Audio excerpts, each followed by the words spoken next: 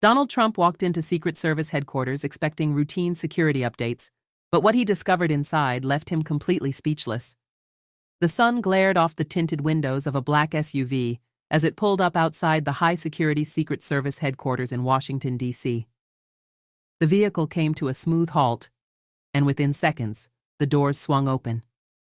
Out stepped Donald Trump, dressed in his signature suit, his expression unreadable. He had visited this building countless times before, but today, something felt different. His arrival was unannounced.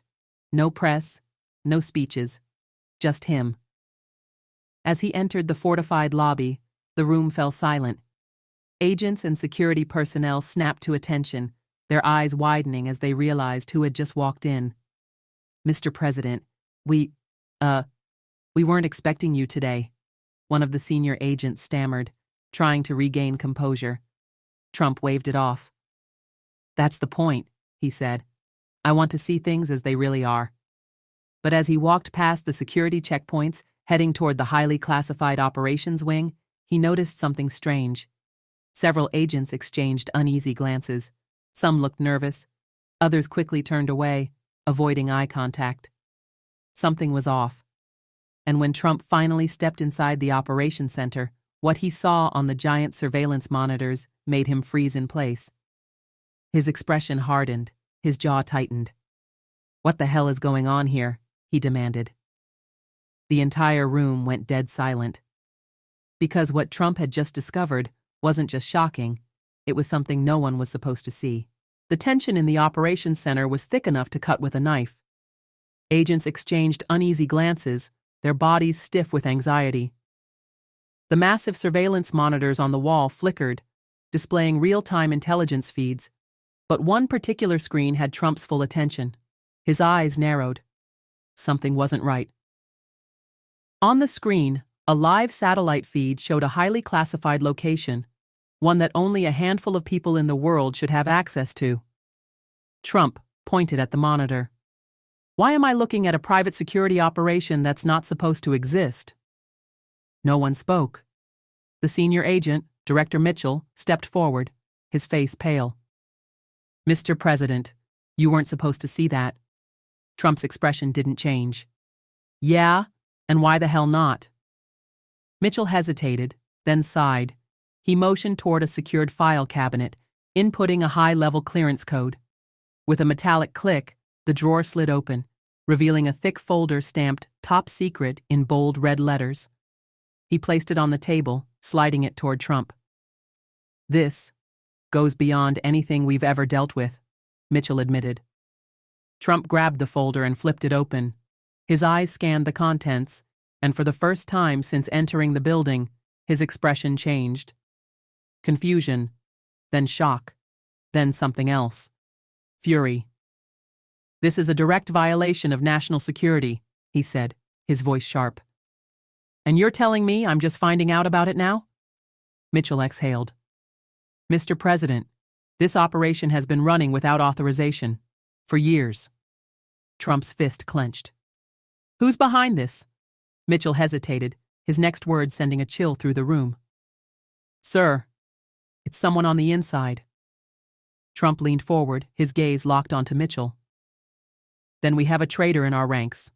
The room was dead silent, because everyone knew, when Donald Trump found out the truth, there was no going back.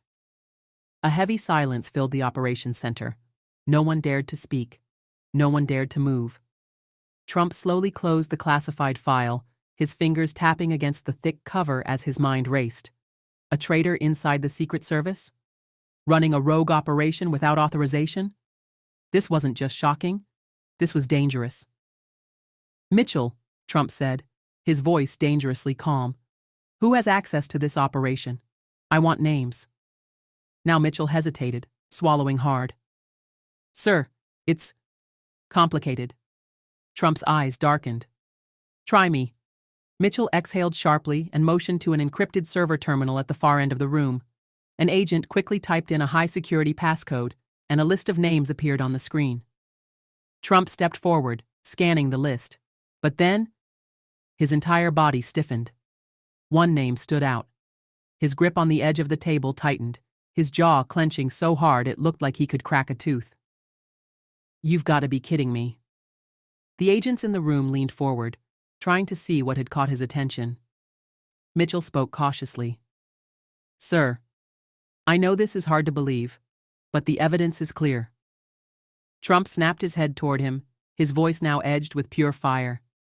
"You're telling me that this entire illegal operation is being run by someone who stood by my side for years? Someone I trusted?" Mitchell nodded grimly. "Yes, sir." Trump shook his head, then slammed his hand against the desk. "If this is true, then we're dealing with more than just corruption."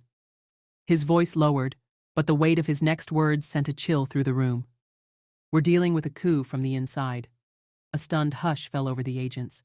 Because if Trump was right, if someone inside the government was running unauthorized operations, then this wasn't just a betrayal. It was a threat to national security. And Trump had just uncovered it. The tension in the room was unbearable. The agents stood frozen, their eyes darting between Trump and the classified file that had just changed everything. Trump inhaled deeply, his mind racing. This wasn't just an unauthorized operation. This was a deliberate act of treason, and someone he had trusted was behind it. He turned back to Mitchell, his voice like steel. "How long has this been going on?" Mitchell hesitated. "Sir, at least 3 years." Trump's eyes narrowed. That meant this operation had been running right under his nose, possibly while he was still in office. "And no one thought to tell me?" he asked, his tone now ice-cold. Mitchell's face tightened. "Sir, you weren't supposed to find out. Until it was too late." A heavy silence fell over the room. Trump stiffened, his gut instinct screaming danger. "Then that means—" He trailed off, realization hitting him like a freight train. Mitchell nodded grimly. "Yes, sir. Whoever is behind this isn't working alone." Trump's expression hardened. If this was bigger than just one traitor, then that meant one thing. The entire government could be compromised. The air was electric as Trump made his decision. He grabbed his phone, dialing a secure line. Within seconds, a voice answered. "Sir?" Trump's grip on the phone tightened. "I need a team. My team. Quiet, fast, and off the books." The voice on the other end paused. Then came a simple, deadly serious reply. "Understood. We'll move now." Trump hung up, turning back to the agents. His voice was low but commanding. "I want every file, every surveillance feed, and every single name associated with this operation secured immediately. No leaks, no excuses. We handle this my way." Mitchell nodded, barking orders to his team. But just as the agents moved into action, an alarm blared through the building. Security breach. Unauthorized data transfer detected. Trump's head snapped toward the nearest screen. Lines of classified data were vanishing before their eyes. Someone was erasing everything. Mitchell cursed. "They know we're on to them." Trump didn't hesitate. He grabbed a secure radio and gave the order that would change everything. Lock down the building. Now no one gets in, no one gets out. Because if someone inside the Secret Service was willing to destroy evidence, that meant they were willing to do a lot worse to keep their secret safe. And Trump? He was about to flush them out. What do you think Trump's next move should be? Drop your thoughts in the comments and stay tuned for the next explosive chapter.